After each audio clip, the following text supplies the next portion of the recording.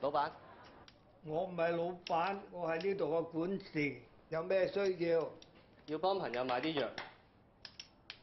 入得嚟藥材鋪，梗係買藥㗎啦，細路。去瘀山去瘀膏，邊樣見效快啲啊？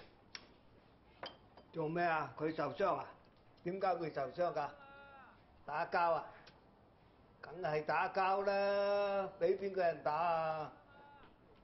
係我打傷佢嘅。咁就話係你個朋友？打完交咪變成朋友咯。咁你點解要打佢啊？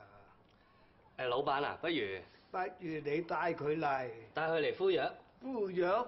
帶佢嚟俾我打多佢一鑊啊！等佢以後唔好話我哋中國人係差啲士兵。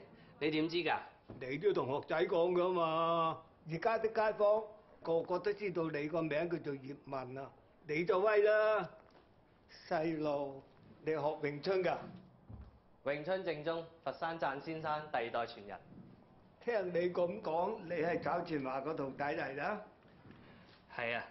我仲以為乜嘢正宗，以為你跟五梅書大學嘅添。學幾耐啊？琴橋學完未啊？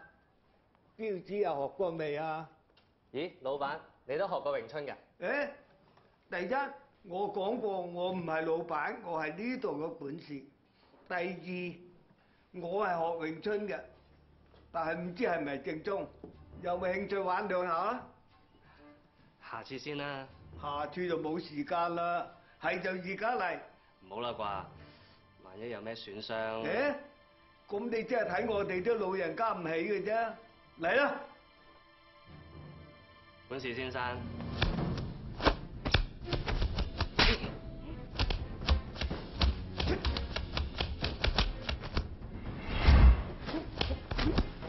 你師傅冇教你咩？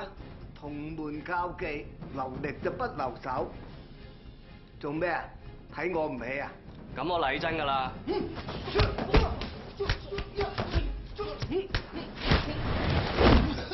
細路，你冇嘢嘛？冇事。冇嘢啊？咁就嚟過啦。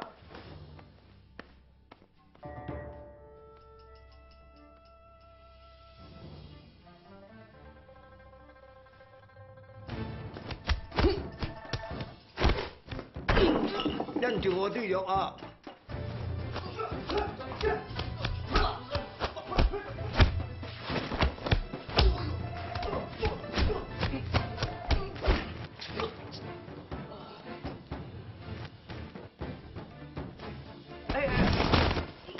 喂，睇住我啲衫邊走啊！喂，你嗰啲都係詠春？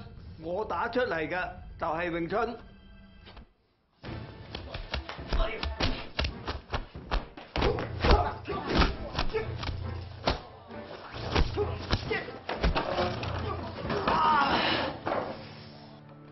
你嗰啲唔係詠春，師傅話詠春係手打7分，腳踢3分嘅，專攻下山路。唔好賴師傅，冇錯，傳統嘅詠春係以手為主，但係唔能夠一成不變嘅，變化咗嘅詠春變得更加靈活，有腳法，有術法，一招多用，招招實用。你知高人尊姓大名咧？我叫做梁壁，佛山人個個都稱我做先生壁。李書公梁贊就係我嘅伯爺。嚇！原來係師叔啊！咁我啲詠春仲算唔算係正宗啊？師叔真係風趣啦！